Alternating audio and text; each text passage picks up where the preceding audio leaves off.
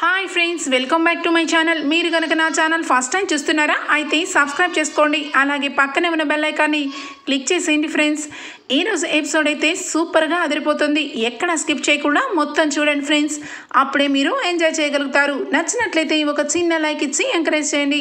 ఇక ఎపిసోడ్లోకి అయితే వెళ్ళిపోదాం. ఎపిసోడ్ స్టార్ట్ అవగానే రాజ్, కావ్య, శ్వేత వీళ్ళ ముగ్గురు మధ్యలో ఉన్న డిస్కషన్ మొత్తం కూడా వింటాడు. ఇక కళ్యాణ్ చాలా బాధపడతాడు. ఇక కావ్య వదినికి అన్యాయం జరగకూడదు. రాజ్ అన్నయ్య మనసులో ఇక కావ్య వదినే ఉంది, కానీ కావాలని నాటకం ఆడి ఇక కావ్య వదిన మనసు విరిచేసి పుట్టింటికి పంపించేయాలనుకుంటున్నాడు. ఈ విషయంలో నేను ఖచ్చితంగా ఇక హెల్ప్ చేయాలి కావ్య వదినకి. రాజ్ అన్నయ్య మనసులో కూడా కావ్య వదినే ఉన్నట్టు తెలియజేయాలి రాజ్ అన్నయ్యకి కూడా అని చెప్పి ఇక కళ్యాణ్ అయితే బాగా ఆలోచించి ఒక నిర్ణయానికి వస్తాడు. ఇక వెంటనే కూడా అప్పు గుర్తుకొస్తుంది. ఇక ఈ టైంలో బ్రోకి ఫోన్ చేయాలి, ఖచ్చితంగా బ్రో హెల్ప్ తీసుకోవాలి అని చెప్పి వెంటనే కూడా కాల్ చేస్తాడు. కాల్ చేసిన వెంటనే కూడా ఇక అప్పు తన పనిలో తను ఇక బిజీగా ఉంటుంది. ఇక బుక్స్ తీసుకొని చదువుతూ ఉంటే ఎవరు ఫోన్ చేస్తున్నారు అని చెప్పి చూస్తుంది. ఇక వెంటనే కూడా ఫోన్ కాల్లో ఇక కళ్యాణ్ అని చెప్పి చూసి ఒక్కసారిగా డిసప్పాయింట్ అవుతుంది. ఏంటిది ఈ టైంలో ఫోన్ చేస్తున్నాడు అని చెప్పి ఒక్కసారిగా షాక్ అయిపోతూ చూస్తూ ఉంటుంది.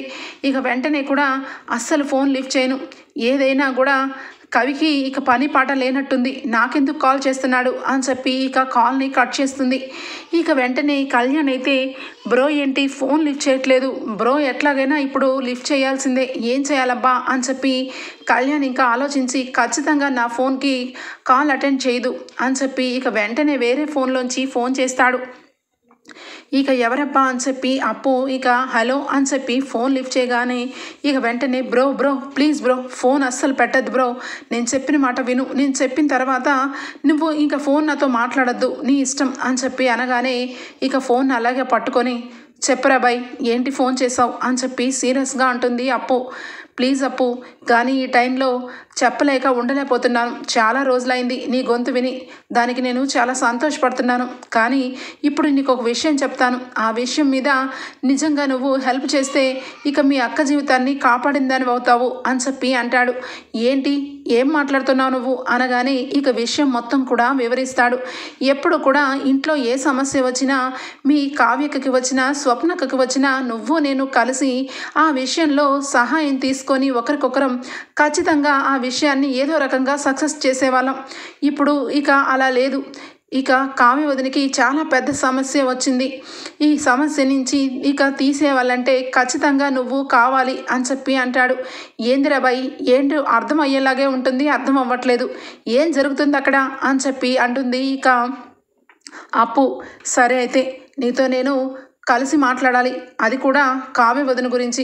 నువ్వు నా మొహం చూడడానికి ఇష్టం లేదన్న సంగతి నాకు తెలుసు, కానీ ఖచ్చితంగా నిన్ను కలవాల్సిన టైం కాబట్టి ఫోన్ చేశాను బ్రో అని చెప్పి అనగానే సరే ఎక్కడ కలుస్తున్నావు అని చెప్పి అనగానే మనం ఎప్పుడు కలుసుకున్న ప్లేస్లోనే అని చెప్పి అంటాడు.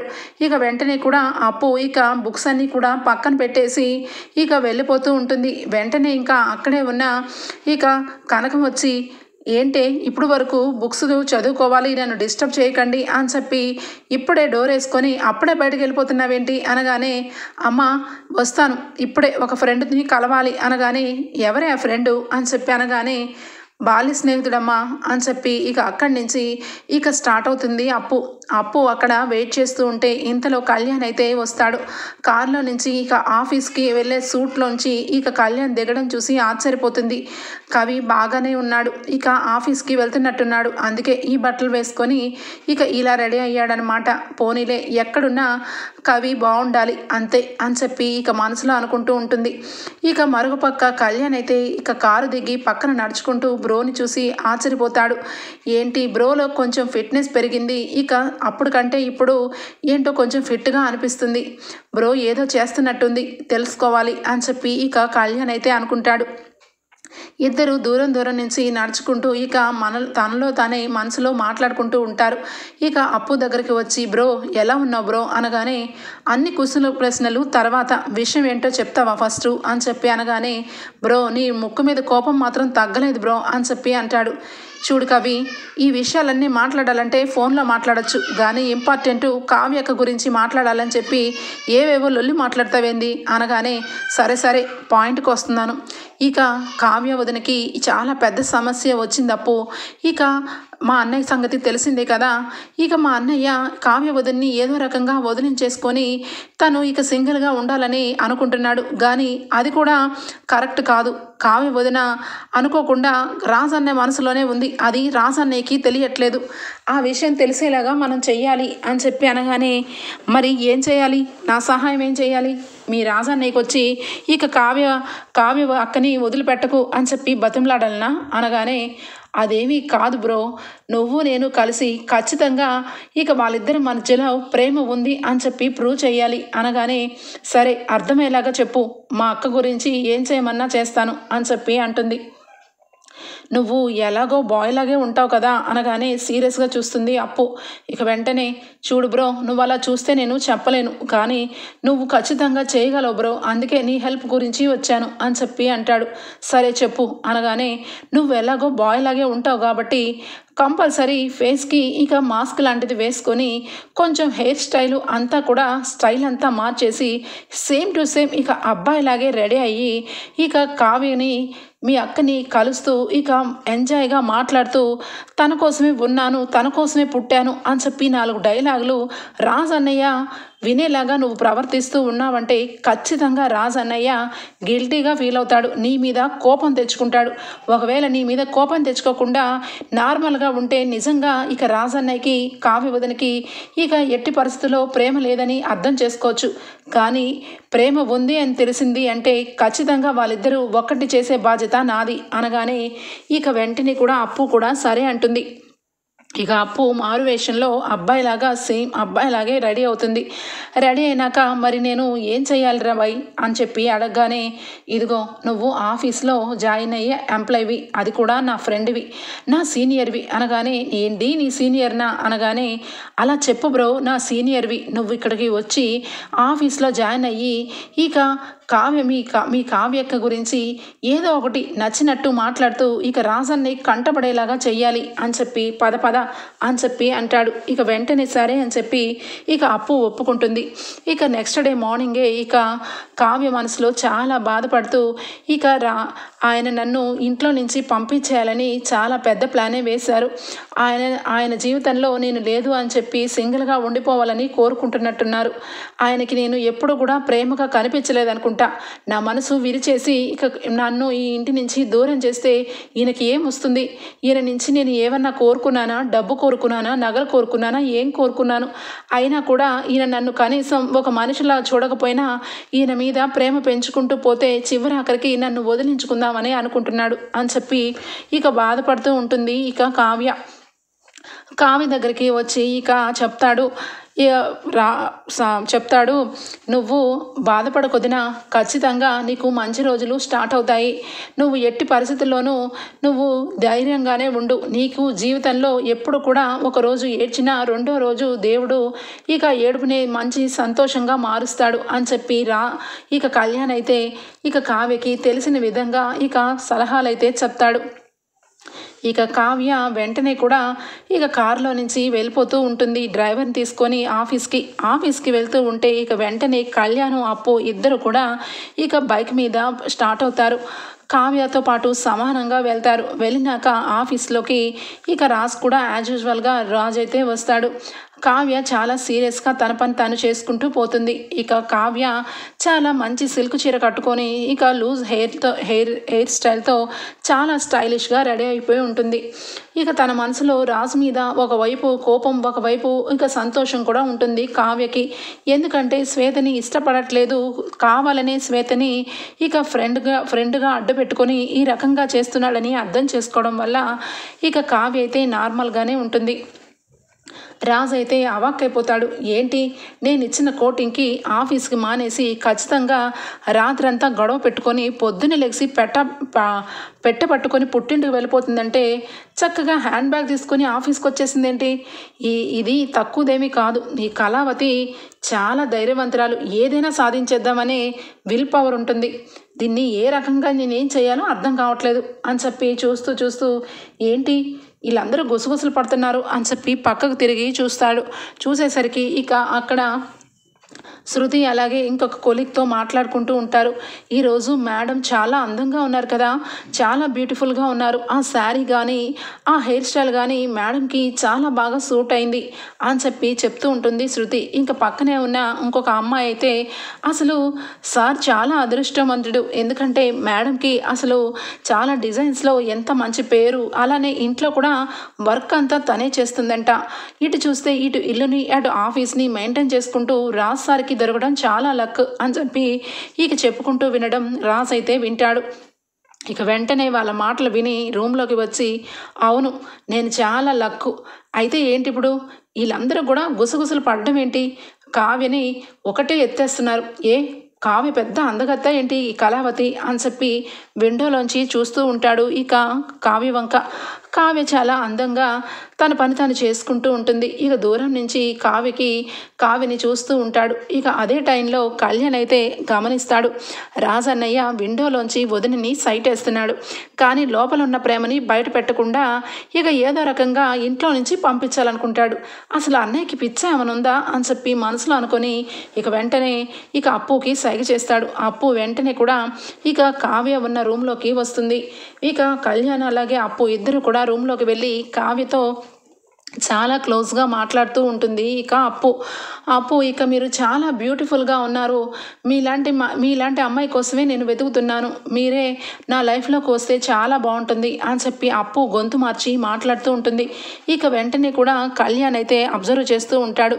రాజ్ అయితే ఇక ఎవరు కావ్యతో చాలా క్లోజ్గా మాట్లాడుతున్నాడేంటి అని చెప్పి వెంటనే కూడా ఇక వస్తాడు. వచ్చేసరికి కళ్యాణ్ వచ్చి, ఏంటన్నయ్య హడావుడిగా వస్తున్నావు అనగానే, అది ఇంకా కళావతితో ఎవరు మాట్లాడుతున్నారా అనగానే, కళావతితో మాట్లాడేదంటే వదినే కదా అనగానే, అవునరా మీ వదినే అనగానే, వదిన వాళ్ళ ఫ్రెండ్తో మాట్లాడుతుంది అని చెప్పి అంటాడు. అదేంటి కళావతికి ఎవరు ఫ్రెండ్స్ ఉన్నారు అనగానే, ఏమో అన్నయ్య తను చిన్నప్పుడు క్లాస్మేట్ అంట, ఇక తనంటే చాలా అభిమానం అంట అని చెప్పి నవ్వుతూ ఒక రకంగా సిగ్గుపడుతూ కళ్యాణ్ అయితే, సరే వాళ్ళిద్దరు ఏదో మాట్లాడుకుంటారన్నయ్య, మనం ఎందుకు అక్కడ రా అనగానే, అదేంట్రా వాళ్ళిద్దరూ మాట్లాడుకోవడం ఏంటి, అక్కడేం ఉండకూడదా ఏంటి అనగానే, సరే అన్నయ్య వాళ్ళిద్దరూ మాట్లాడుకుంటే మధ్యలో దూరి నువ్వేం చేస్తావు ఇక అని చెప్పి వెంటనే కూడా రాజ్ని లాక్కొస్తాడు. రాజ్ అయితే ఒక్కసారిగా ఇక షాక్ అయిపోతూ ఉంటాడు. ఇదేంటి కావ్యకి ఇక ఫ్రెండ్ ఏంటి, అది కూడా అబ్బాయి ఫ్రెండ్ కావ్యకి ఉన్నారని ఎప్పుడు చెప్పలేదు, ఇక ఈరోజేంటి కొత్తగా అని చెప్పి ఇక కింద నుంచి మీద దాకా చూస్తూ ఉంటాడు. ఇక అక్కడ అందరూ కూడా చెప్పుకుంటారు, అసలు ఆ అబ్బాయి ఎవరో కానీ చాలా అందంగా ఉన్నాడు, ఇక కావ్య మేడంతో చాలా క్లోజ్గా ఉన్నాడు అని చెప్పి చెప్పుకుంటూ వినడం కూడా వింటాడు.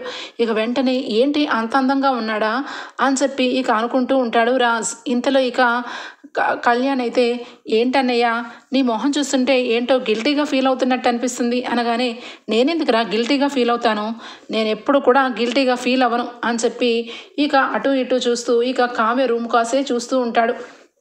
ఇంతలో ఇక అప్పు అలాగే ఇక కావ్య ఇద్దరు కూడా బయటకు వస్తారు. అప్పుని అస్సలు గుర్తుపట్టలేక నిజంగా అబ్బాయనే అనుకొని నమ్మేసి, ఎవరు నీ ఫ్రెండా, ఇంతవరకు ఎప్పుడు చెప్పలేదు అనగానే, అయ్యయ్యో మర్చిపోయానండి, ఇక నా ఫ్రెండు అని చెప్పి వెంటనే ఆదర్శ్ అని చెప్పి చెప్తుంది. అవునా, నమస్తే అని చెప్పి అనగానే, నమస్తే అని చెప్పి అంటాడు. ఇక వెంటనే కూడా కావ్య అయితే, మీరు మాట్లాడుతూ ఉండండి నాకు చిన్న పని ఉంది అని చెప్పి కావ్య లోపలికి వెళ్తుంది. ఇక ఇంతలో ఇక కళ్యాణ్ అయితే సైగ చేసి కళ్యాణ్కి, చెప్పావా నా గురించి రాజ్ సార్కి అని చెప్పి అంటాడు. ఏంట్రా అంటున్నాడు, నాకు చెప్పలేదా అంటున్నాడు ఏంటి అనగానే, అదే అన్నయ్య నువ్వు ఇక వదినతో ఇంట్రెస్ట్ లేకుండా ఉంటున్నావు కదా, ఆ విషయం కావ్య వదిన చెప్పింది, ఆ మాట చెప్పినప్పటి నుంచి ఇక నేను నిన్ను పెళ్లి చేసుకుంటాను, ఖచ్చితంగా మీ వారిని నిన్ను వదిలేస్తే నేనే నీకు సహాయం చేసి లైఫ్ ఇస్తాను అని చెప్పి ఒకటే వేధిస్తున్నాడు. ఇక రోజు కూడా ఈ మాట తెలిసినప్పటి నుంచి కావ్య వదిన కూడా కొంచెం ఇంట్రెస్ట్గానే అనిపిస్తుంది అని చెప్పి అనగానే దెబ్బకి షాక్ అయిపోతాడు రాజ్. ఏంటి మీ వదిన ఆ రకంగా మాట్లాడుతుందా అనగానే, మరి ఎవరైనా ఏం చేస్తారన్నయ్య, నువ్వేమో ఇక శ్వేతతో క్లోజ్గా ఉంటూ శ్వేతతో పెళ్లి చేసుకొని లైఫ్ సెటిల్ చేసుకుంటానని అన్నావు, మరి వదిన కూడా మరి నీ బాటలోనే తను కూడా ఎవరినొకరిని పెళ్లి చేసుకోవాలి కదా అన్నయ్య, లైఫ్లో ఒంటరిగా అయితే ఉండడం కుదరదు కదా.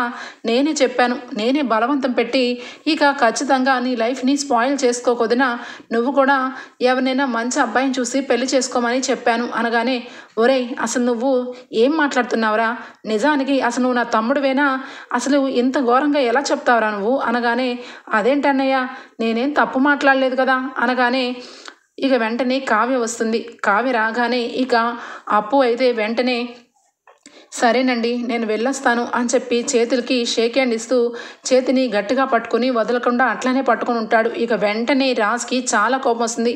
ఒక్కసారిగా వచ్చి ఇక ఇద్దరిని మధ్యలో నుంచి వెళ్ళిపోతూ ఇక వెళ్ళొచ్చు షేక్ హ్యాండ్ ఇచ్చావు కదా అని చెప్పి ఇక వెంటనే కుళ్ళిపోతూ ఉంటాడు. ఇక వెంటనే కావ్య అయితే మనసులో నవ్వుకుంటూ ఉంటుంది. ఇక రాజకైతే చాలా బాధ అనిపిస్తుంది. కావ్య అలాగే ఇక ఆ అబ్బాయి ఇంత క్లోజ్గా ఉన్నారేంటి, కావ్య నిజంగా నన్ను ఇష్టపడట్లేదా, కావ్యని నేనైతే మనసారా ఇష్టపడ్డాను, కాతే కావ్యని పుట్టింటికి పంపించేస్తే తను మనస్ఫూర్తిగా ఇక ఉంటుందని అనుకున్నాను, కానీ తను వేరొక వ్యక్తితో ఇంత క్లోజ్గా ఉండేసరికి భరించలేకపోతున్నానేంటి అని చెప్పి రాజ్ అయితే మనసులో చాలా బాధపడుతూ ఉంటాడు. ఇక కావ్య అలాగే ఇక ఆ వ్యక్తితో కలిసి అసలు కలుసుకొని ఉంటారు అన్న విషయం గుర్తొస్తుంటేనే ఆ ఫీలింగే ఒక రకంగా చండాలంగా అనిపిస్తుంది. అసలు నాకేంటి ఇలాంటి ఫీలింగ్స్ వస్తున్నాయి అని చెప్పి వెంటనే కూడా ఇక కావ్య రూమ్లోకి వచ్చి కళావతి అని చెప్పి సీరియస్గా పిలుస్తాడు. ఇక పిలవడంతో ఏంటండి అని చెప్పి అనగానే, నువ్వు ఇక నుంచి ఆ వ్యక్తి ఎవరో వచ్చారు కదా, ఆ వ్యక్తితో మాట్లాడడానికి వీల్లేదు అని చెప్పి అంటాడు. ఇక వెంటనే కళ్యాణ్ అయితే వస్తాడు. అదేంటన్నయ్య అలా ఎలా అంటావు, మాట్లాడితే తప్పే ఉంది అనగానే, మాట్లాడితే తప్పులేదురా, కానీ ఆ వ్యక్తి వచ్చి మీ వదిన్ని చేతులు పట్టుకొని ఇక నాకు నచ్చట్లేదు అనగానే, అదేంటన్నయ్య మరి నువ్వు శ్వేతని షోల్డర్ మీద చేయి వేసి చాలా క్లోజ్గా కార్ ఎక్కించడం, ఇక అర్ధరాత్రి అపరాత్రులు ఫోన్లో బాతాకాని కొట్టడం, ఇవన్నీ కూడా కావ్య వదినికి ఏమైనా నచ్చి చేస్తున్నావా ఏంటి అనగానే దెబ్బకి సైలెంట్ అయిపోతాడు రాజ్. అదే అన్నయ్య దాన్నే అంటారు ప్రేమ అంటే. మరి నీ మనసులో కావ్య వదినతో ఆ అబ్బాయి మాట్లాడేసరికి నీకు అంత బాధ అనిపించింది, మరి అలాంటప్పుడు కావ్య వదిన మరి నువ్వు చేసే పనులకి నువ్వు చేసే మాటలకి తను ఎంత బాధపడుతుందో ఒకసారి అర్థం చేసుకో. నిజంగా నీ మనసులో వదిన మీద చాలా ప్రేమ ఉందన్నయ్య, ఆ ప్రేమే నీకు ఈరోజు ఇక ఒక రకంగా ఇరిటేటింగ్ కనిపించి ఇంకా ఆ వ్యక్తితో ఇక వదిన మాట్లాడకూడదు అనే నిర్ణయం తీసుకుంటున్నావు అని చెప్పి అనగానే, నువ్వు ఎన్నైనా చెప్పరా, ఇక కళావతి మీద నాకెప్పుడు ప్రేమ లేదు అని చెప్పి రూమ్లోకి వెళ్ళిపోతాడు. వెళ్ళిపోయిన వెంటనే ఇక కళ్యాణ్ అయితే ఇంకా అనవసరంగా ఇంత ప్లాన్ చేసి ఇక మొత్తం కూడా ఫ్లాప్ అయిపోయిందా అని చెప్పి మనసులో అనుకుంటూ ఉంటాడు. అనుకోగానే ఇక వెంటనే కూడా ఇక రాజ్ అయితే తనలో తనే కుమిలిపోతూ, నేను ఇంకా నిజంగానే తప్పు చేశాను, కావాలని కావ్య మనసుని ఇక బాధ పెట్టడానికి ఇక శ్వేతతో క్లోజ్గా ఉన్నాను, మరి కావ్య ఎందుకు మరి నన్ను బాధ పెట్టడానికి అలా ఉందా, నిజంగానే తన దారి తను చూసుకుంటుందా అని చెప్పి ఇక ఆలోచిస్తూ బాధపడుతూ ఉంటాడు రాజ్. కళావతి అంటే నాకు ఇష్టమే, కానీ కళావతితో జీవితం పంచుకోలేను. నా చిన్నప్పటి నుంచి నేను ఎంతగానో ఇష్టపడుతూ లవ్ మ్యారేజ్ చేసుకుందామని నా మనస్ఫూర్తిగా అనుకున్నాను, కానీ కళావతి అలా కాదు. ఇక నా జీవితంలో అన్ఎక్స్పెక్టెడ్గా వచ్చింది. నేను అనుకునేటట్టుగా కళావతికి ఎలాంటి నృత్యాలు ఏమీ రావు. నా మనసు నిండా కూడా ఇంకా ఆ గుడిలో ఉన్న నీడనే నా గుర్తుకు వస్తూ ఉంది. నా మనసులో ఒక వ్యక్తిని పెట్టుకొని కళావతితో జీవించలేక సతమతమవుతున్నాను అని చెప్పి అనుకుంటూ ఇక బాధపడుతూ ఉంటాడు రాజ్.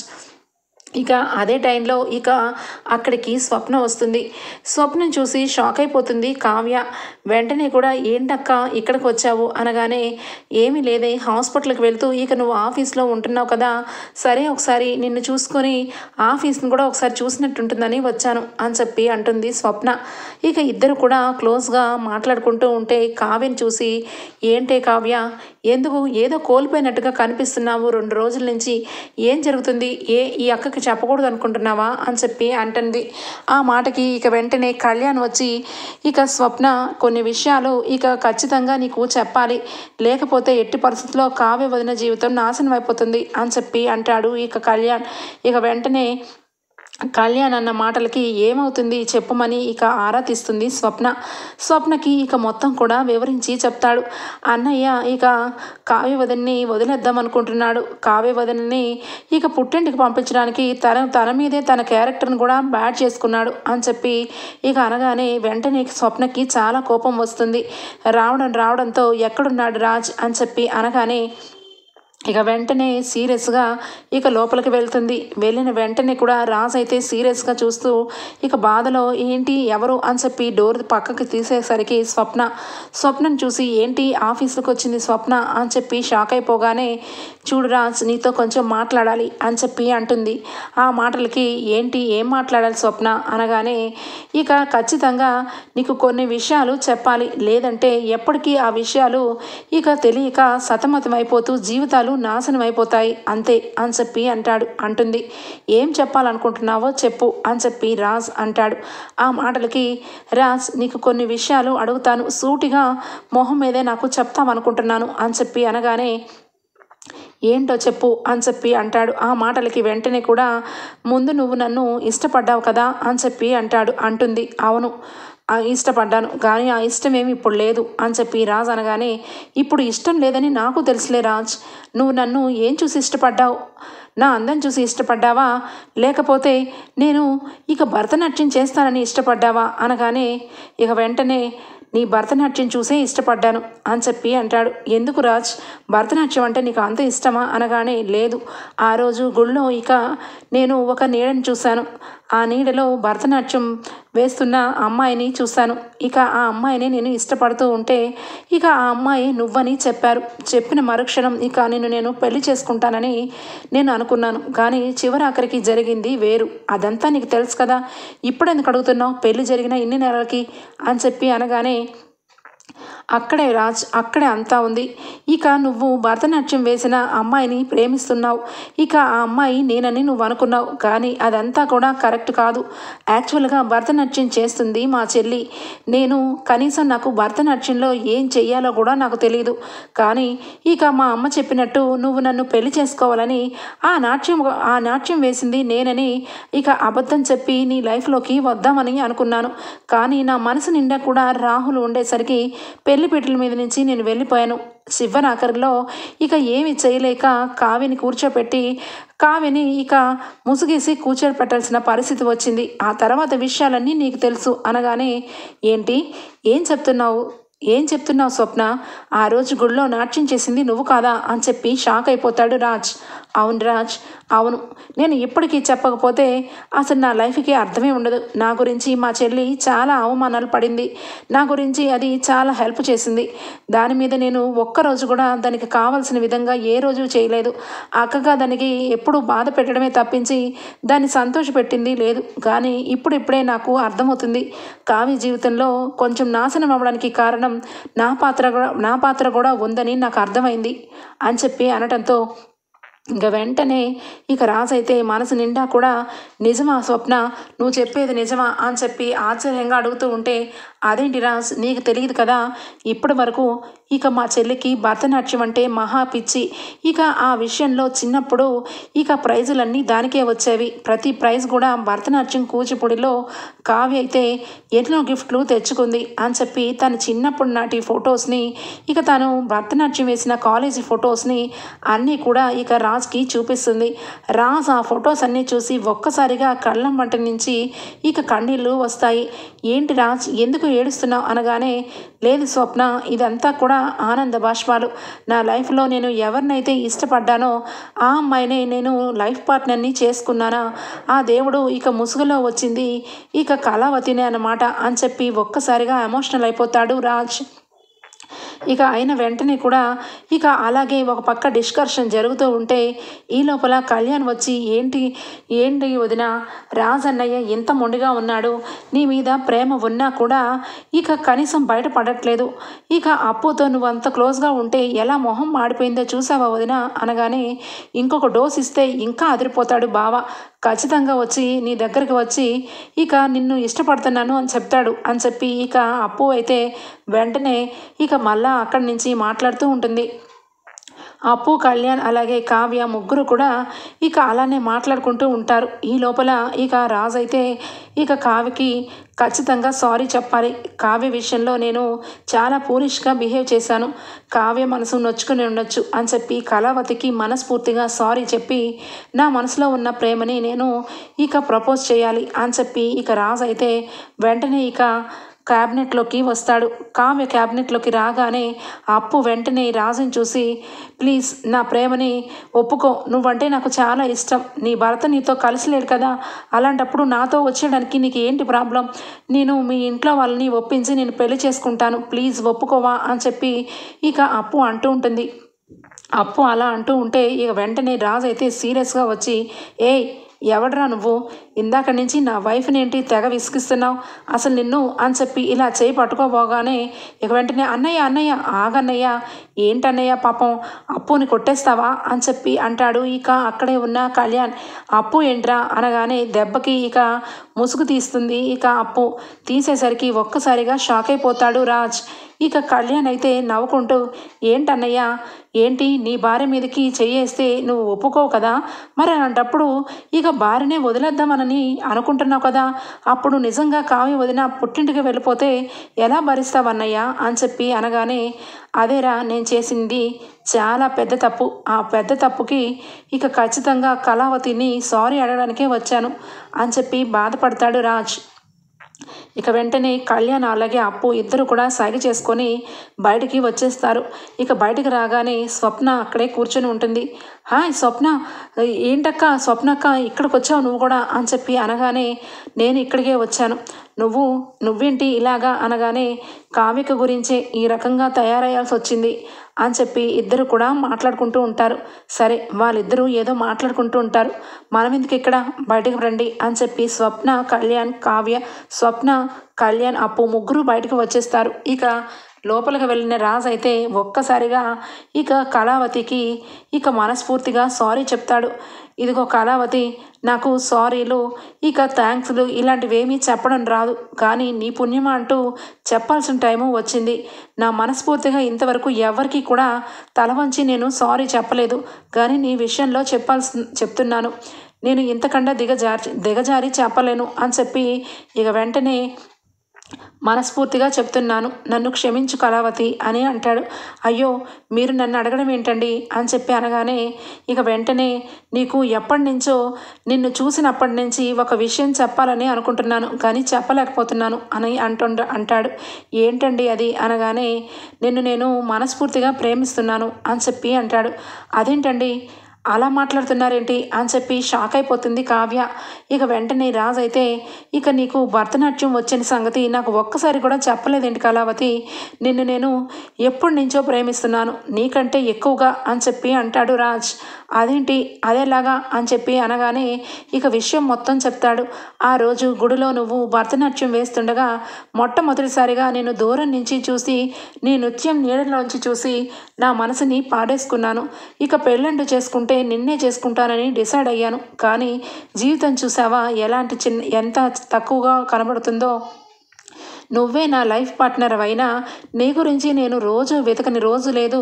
ప్రతిసారి గుడికి వెళ్ళి ఆ తెర వెనక వేసింది ఎవరని ఎప్పుడు కూడా ఇక చెక్ చేసుకుంటూ వస్తూ ఉంటాను. చివరాఖరికి స్వప్న ఈరోజు చెప్పింది, ఆ భరతనాట్యం వేసిన అమ్మాయి నువ్వేనని అని చెప్పి అనడంతో ఇక కావ్య వెంటనే కూడా, అవునండి నేనే, కానీ మీరు నిజంగా భరతనాట్యం వేసిన అమ్మాయిని అంత ఇదిగా ప్రేమించారా అని అడుగుతుంది. అంత ఇదిగా ప్రేమించడం ఏంటి, నా ప్రాణంగానే ప్రేమించాను. అసలు ఇక నువ్వని తెలియక నేను చాలా రోజుల నుంచి దూరం పెట్టి టైం అంతా వేస్ట్ చేశాను. ఇక ఈరోజు ఎట్టి పరిస్థితుల్లోనూ ఇక మన ఇద్దరం కూడా మంచిగా జీవితాంతం లైఫ్ లాంగ్ కలిసి ఉండేలాగా ఉండాలి. ఈ అన్ని విషయాలు మర్చిపోయి లైఫ్ని కొత్తగా స్టార్ట్ చేయాలి కళావతి అని చెప్పి అంటాడు. ఇక రాజ్ అలాగే కావ్య ఇద్దరు కూడా ఇక ఒక్కటైపోతారు. ఇక ఇక్కడ చూస్తే ఇక రుద్రాణి, అనామిక, ధాన్యలక్ష్మి ముగ్గురు కూడా కావ్యని ఏదో రకంగా ఇంట్లో ఇరికించి అందరి ముందు దోషించేసి ఇంట్లో నుంచి పంపించేయాలని ఇక పథకం వేస్తారు. ఆ పథకం కూడా ఇక బెడిసి కొడుతుంది. స్వప్న ఇంట్లో ఉన్న 2 లక్షల రూపాయలని కబోర్డ్లో రుద్రాణి దాచిన విషయం మొత్తం కూడా చూస్తుంది. చూసి ఇక ముందే తెలుసుకొని ఆ విషయాన్ని కావ్యకి చెప్తుంది. కావ్య ఆ విషయం ముందే తెలుసుకొని ఆ డబ్బుల్ని దొంగతనంగా ఇక రుద్రాని షెల్ఫ్లోంచి స్వప్న తీసి పెట్టేసి కావ్యకి ముందే ఇచ్చేస్తుంది. కావ్య ఆ డబ్బుల్ని ఇక ఎవరికీ తెలియకుండా తనతో పాటే ఇంట్లో ఇక పెట్టేస్తుంది. ఆ విషయం తెలియక రుద్రాని అలాగే మరొక పక్క అనామిక ఇద్దరు కూడా ఇక ఎప్పుడు వస్తుందా స్వప్న, అప్పుడు స్వప్నని ఇరికించచ్చని చెప్పి ఎదురు చూస్తున్న స్వప్న ఇక వాళ్ళిద్దరికీ కూడా దిమ్మ తిరిగే షాక్ ఇస్తుంది. ఇక కావ్య ఇక 5 లక్షలు అక్షరాల బ్యాంక్ డ్రాలో అలాగే బ్యాంకుకి అట్లాగే డ్రాలో ఉండేసరికి ఇక వెంటనే కూడా షాక్ అయిపోతారు. ఇదేంటి 5 లక్షలు ఉన్న పలంగా ఇక మళ్ళీ అందులోనే ఉన్నాయి, ఇదంతా మహత్యంలా ఉంది అని చెప్పి వెంటనే రుద్రాని వచ్చి కబోర్డ్ చెక్ చేసుకుంటుంది. కబోర్డ్లో అమౌంట్ ఉండవు. ఇక వెంటనే స్వప్న వచ్చి ఏంటి అవాక్కయ్యారా, మీరు చేసిన పనికి నేను దిమ్మ తిరిగే షాక్ ఇచ్చాను, బాగా అర్థమైంది కదా, ఇంకెప్పుడు నన్ను మా చెల్లిని ఏ రోజు కూడా ఈ రకంగా బిహేవ్ చేయమాకండి, మీకు ఇలాగే షాకుల మీద షాకులు జరుగుతూ ఉంటాయి అని చెప్పి పెద్ద షాక్ ఇస్తుంది స్వప్న. ఓకే ఫ్రెండ్స్, ఎపిసోడ్ అయితే ఇంతటితో ఎండ్ అయిపోతుంది. రేపటి ఎపిసోడ్లో కలుద్దాం. అంతవరకు బాయ్.